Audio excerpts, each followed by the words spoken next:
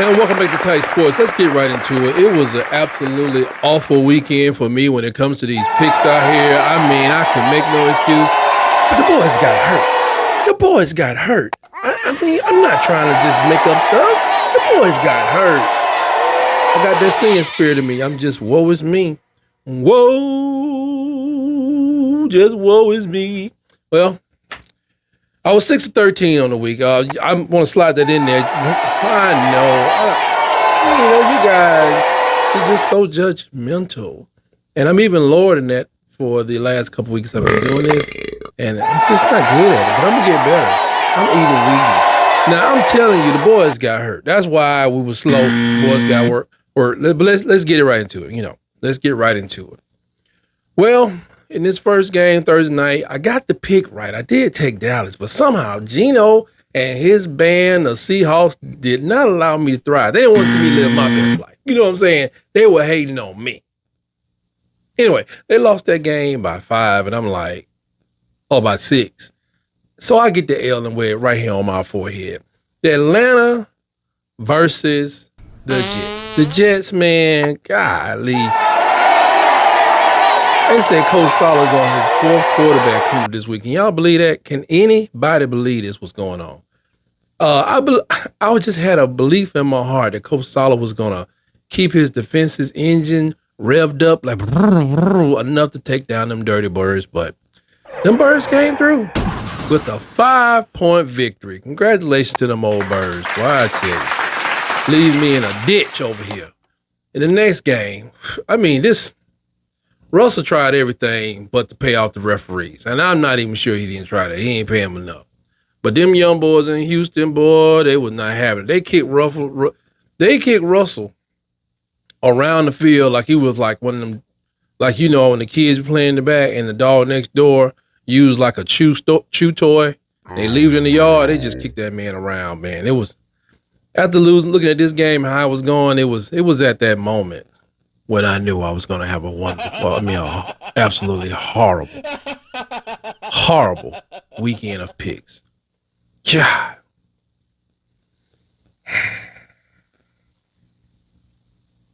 As you may or may not know, I just recently dropped my 100th video.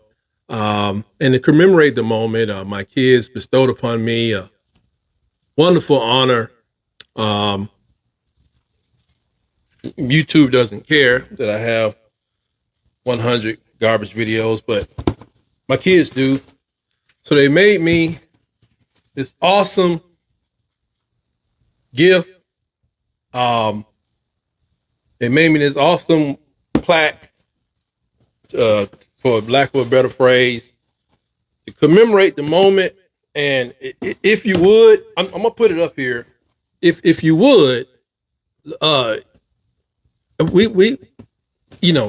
know a lot of you guys are busy, but if you could, please subscribe to this channel, because we want to eventually replace this with something. There's nothing better than this, but if you could, please like and subscribe to this channel. We really, really need it. Just please.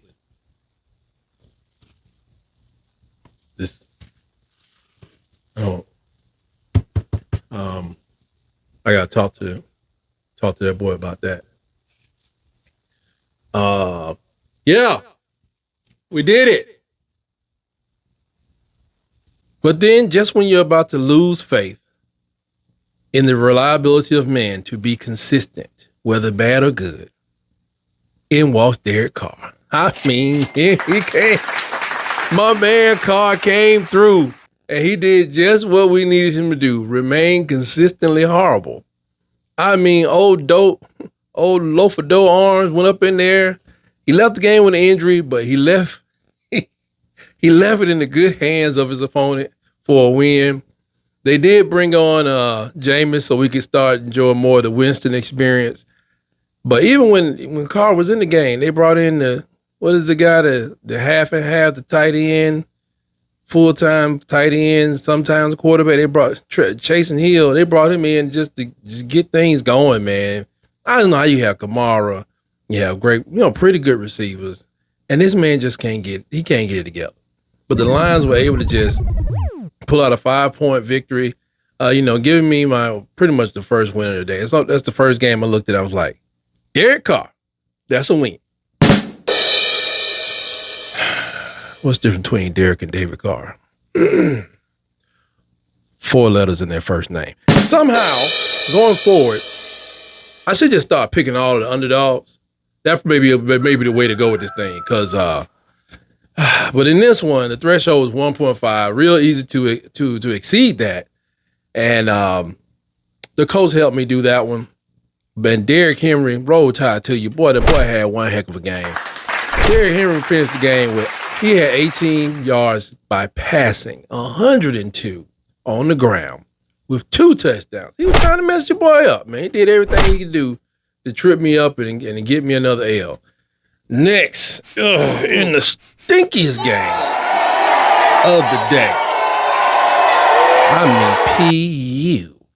The Chargers gave me another win by overwhelming the New England coffee lovers, overwhelmingly 6-0. I think it's time that we have that conversation with Uncle Bill. I think it's time. Matter of fact, it's past time. We need to go pull him to the side, get the table, turn it a long way. We sit on this side, and he sits on that side by himself. Next, oh my goodness, the Dolphins versus the team up there in Washington, D.C. What a boat race. They boat raced them boys all the way up and down through the Potomac. They went through the D.C. Mall, used the White House like one of them little orange buoys, and ran right through the Washington team's practice facility, the headquarters, and the stadium to give me a win overwhelmingly. They won by like 30 points. I don't know. It wasn't even close. I love it. Good for me.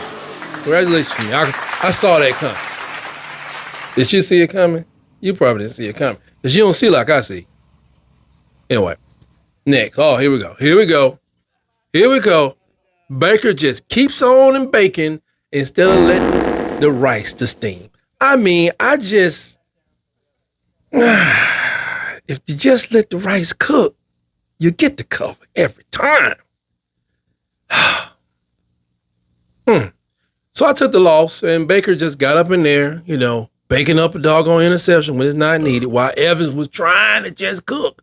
Evans had 162 yards and a touch. But just like the Bakers, you ever seen those grocery stores when you ride out in your suburbs, your country, your rural area, wherever you are? You ever seen those grocery stores? People in rural areas need groceries. I grew up in a rural area. But have you ever gone to a grocery store? You got trash in the parking lot. What are you talking about? The windows of the front of the building ain't clean. And you're like, okay, the dust kind of rolls in out of the little door, slides open, dust gets in, it builds up, makes little nasty stains on the floor. And then you go over there, sometimes the tomatoes straight, but the potatoes rotten, or the potatoes rotten and the tomatoes straight. You're like, okay, I understand. They're not pushing a lot of volume here. Okay, this is not, your Walmarts, your Publix, and your Krogers. They're not sponsors of the show, by the way. I would be more than happy to take their money. But then you get around to the back, after you don't walk through all the dang on blood stains, you don't have about 7 to 8 flies just to come by you. You're like, man, they need to fix that. They need a blower or something on the back door because flies coming through the back and there's blood up here. Somebody need to clean up this blood by the meat, And then you get around the corner and they in there baking products and cooking food for you to pick up out of this nasty place. Well, just like them bakeries make me sick, that is exactly what Baker Mayfield does to me. Makes me want to break puke. Man, with no quarterback, which, equals to a lack of offense, reduced offense, or no offense at all. We'll talk about that later. The Rams still ramping up for the season. I guess them old boys and got them bones loosened up, but they blew the brown stains right up out the toilet bowl, giving me the win. And I'll take it. I needed it. Oh, let's see who's the next on the thing now. Well, I told y'all, man. The Philadelphia Freebirds. This one played out exactly like I wanted, like I thought it would. Jalen's been beat up. Everybody's beat up this time of the season, but all them tush pushes, it ain't enough. What do you call that stuff? Being gay and arthritis medicine to to really just push it out for the season. But it's something about Debo Sanders being on the field, man. Shout out to him. He don't allow his team to just whimper around. He just don't. He don't allow him to look weak. He don't act weak. When he leaves the field before the game is over, it's usually involving a stretcher or the cart or something like that. But they was all over Jalen. I mean, I felt sorry. I was like, Jalen, no, throw the ball, Jalen, throw the ball. And I thought it was, I didn't think it was gonna be a game, man, because Jalen just hurt. And I hope they can get him some rest before the end of the season, and maybe he can get a bye if you're in the top. I don't know how the byes work. I can't remember. They changed. I've been watching football for like 40-something years, y'all. But the Niners, they pounded the doggone Freebirds into their own nest. But I got the win because I knew they wanted a little revenge. It kills me. In the NFL, people want to get revenge when it don't matter. like yes, that game counts as far as home field advantage in the playoffs. But who knows? The Eagles could go on like some kind of winning spree and get it right back and meet up with the 49ers again and tar and feather them, So, Sunday night, woo! In a shocking turn of events, not only did the champs take an L, but Jordan Love. Now, you know, I'm a Steeler fan. Don't like Dallas. But Green Bay is kind of like a little thorn in our side, okay? Now, Jordan Love gave us a peek into a very promising future. I mean, he was under all type of duress, but he stayed confident and protected Lambeau Field and took down Mahomes and his bands of Chiefs. I mean, congratulations to that young man. He had a great game. 267 in the air, 3 touchdowns, no doggone picks. That's how you defend your doggone turf. That's how you do it. Man, congratulations to that guy. Now, here we go. And this is where the injuries really mess you up. Unexpected, don't know where they're coming from. Monday night, last night, the Bungles coming here with a quarterback I ain't even seen since he played. He had a horrible game in the college football playoffs. And I was telling my son, this man was like Victor Wembanyama skinny when he was in college. But he got his grown man weight on. Look, he got about 2 or 3 kids, but boy, he was balling last night. Oh man. The backup quarterback, man, went in there. I mean, the Jaguars took the loss in this battle of backups. They fell to the Bungles by 3 points, man. Sunshine Lawrence did his best, but while taking his setting his feet, man, his tackle stepped on the inside of his leg, like right above his ankle. It was like, if you didn't know any better, you think it was intentional. You ever get in a fight? This is exactly where you want to kick somebody. And it's reported that he may be gone for the season, or at least for a couple of weeks. Rest well, Sunshine. We'll see you later in the year, or perhaps next year, or maybe during the playoffs. And while you're there, just go ahead and get your haircut. But God bless you, young man. Played one heck of a game. But I mean, Jake Browning was just incredible. Jake Browning, in his second NFL start, I don't know, when did he get drafted? Jake Browning has been with us for College of Washington.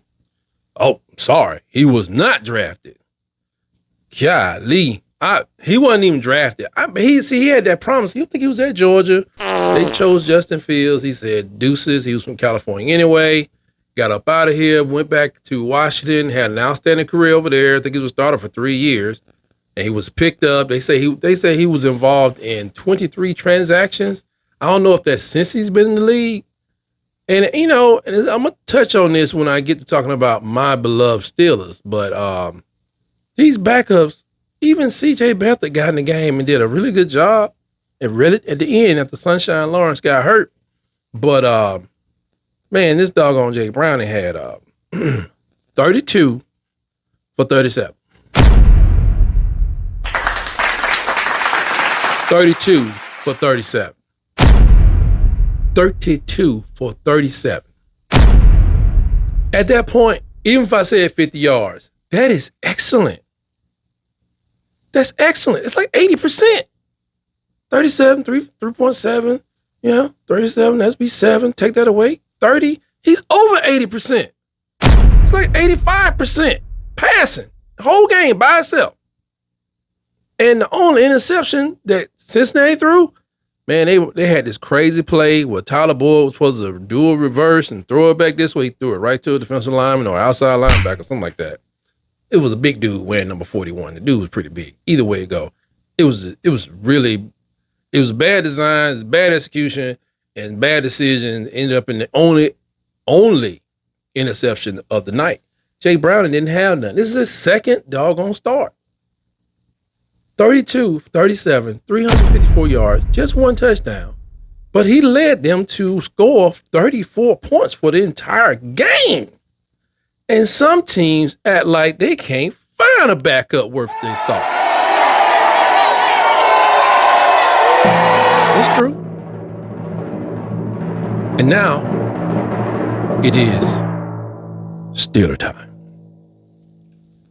The Steelers lose in a huge freaking way to the Arizona Cactus Birds 24-10. I was not asking. I mean, it was not like poor play or, I won't dignify comments that say like, oh, because the quarterback would have won. Okay. 32 for 37. Jake Brown. Second start. This has something to do with something else I'll try to explain in my next video. But it don't make no sense. It don't make no sense. At the end of Ben Roethlisberger's career, we knew he was experiencing injuries. So, we should be trying to find a backup just in case he gets hurt. Being missing 3, 4, 6 games, but we still could go to the playoffs. We still can make a run. But when Ben misses that 3, 4, or quarter, whatever, who's the backup? Who are these people? I don't know what happened to Duck. Duck was probably the best one we had. Yeah, we had a quarterback named Duck. Ever since then, they made some draft picks, let them go, but then they brought in these free agents. They had another draft pick and then they had a free agent. And the free agent who played yesterday was Mitch Trubisky, a man whose career died in his second season on Soldier Field. It was gone. What are we running, the ER here? Well, ER or not, it ain't working. But that's all I got with the recaps for this week's game. In my next video, I think I'm going to take y'all outside to the porch. And we're just going to talk about the Steelers. Get a little bit more involved in what's going on, inside the Steelers organization. Because I don't get it. I don't get it. I'm a fan, but there's certain things you just got to have. You got to have a water guy. You got to have towel people. You got to have massage people. You got to have professionals that actually know how to, feed people the right way. Book hotels. There's a lot of stuff you got to have. But why we don't have a backup quarterback? Somebody needs to explain it to me.